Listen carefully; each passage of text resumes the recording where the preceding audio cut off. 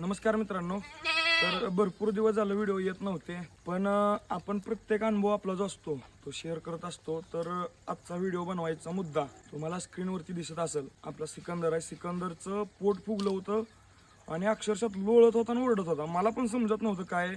तर मी पण जे अनुभव आहेत शेळी पालक, आमचे मित्र माने असू द्या किंवा डोंगरे साहेब, सगळ्यांना कॉल केला. त्यांना विचारलं, व्हिडिओ कॉलवरती विचारलं की बाबा असं झालंय, काय करू द्या. तर त्यांनी आपल्याला मार्गदर्शन केलं. तर मित्रांनो, काय झालं होतं तर त्याचं पोट फुगलं होतं, म्हणजे थोडक्यात त्याचं पचनक्रिया जी आहे ती बंद पडली होती. तर मित्रांनो, त्याच्यासाठी काय करायचं, घरगुती उपाय सांगतो सगळ्यात पहिलं.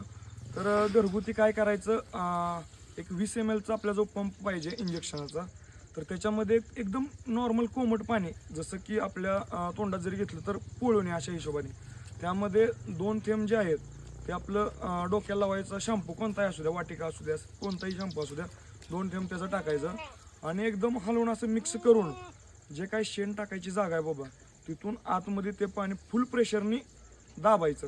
जेणेकरून आतमध्ये फुल प्रेशरनं पाणी गेल्यानंतर जे काय आतमध्ये बाबा घाण अडकलेले, त्याचं पचनक्रिया बंद पडलेली, ती जेवढ्या प्रेशरनं आतमध्ये जाईल तेवढ्या प्रेशरने बाहेर निघते.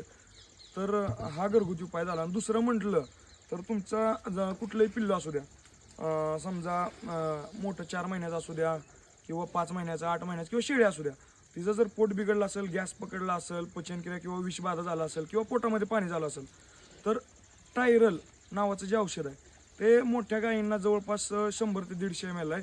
पण लहान पिल्लांना तुम्ही 20 ते 30 ml पाजा आणि मोठ्या शेळ्या आहेत त्यांना एक 50 ml पाजा. जे काय आहे ते तुमचं पोटामधलं जे गॅस आहे ते गॅस निघून जाईल. त्याच्यानंतर जर समजा पाणी झालं असेल तर पाणी पण निघून जाईल पूर्ण. आणि विषबाधा जर झाली असेल ती पण पाणी, म्हणजे पाणी होऊन पूर्ण ते जुलाब वाटं बाहेर काढतं, हे काम करतं. तर मित्रांनो, माहिती कशी वाटली कमेंटमध्ये नक्की सांगा. व्हिडिओ आवडला असेल तर लाईक करा आणि जास्तीत जास्त लोकांपर्यंत शेअर करा आणि आपल्याला फॉलो करायला विसरू नका. धन्यवाद.